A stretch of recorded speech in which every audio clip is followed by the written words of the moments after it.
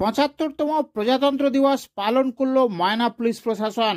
আজ 26শে জানুয়ারি 75তম প্রজাতন্ত্র দিবসে জেলা পুলিশ প্রশাসনের পাশাপাশি ময়না পুলিশের পক্ষ থেকে 75তম প্রজাতন্ত্র দিবস পালন করা হয়।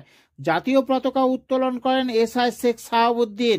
তারপর বীর শহীদদের উদ্দেশ্যে মাল্যদান করে জাতীয় সঙ্গীত ও গান স্যালুটের মাধ্যমে যথাযোগ্য মর্যাদায় দিনটি পালন করা হয়। উপস্থিত ছিলেন ময়না থানার ওসি উজ্জ্বল দত্ত সহ অন্যান্য পুলিশ আধিকারিকরা। দেখুন নিউজ বাংলা লাইভের পর্দায় ময়না পুলিশের প্রশাসনের উদ্যোগে 75তম প্রজাতন্ত্র দিবস পালন।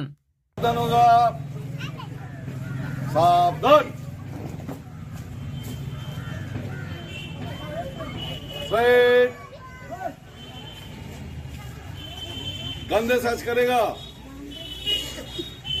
कंधे सच।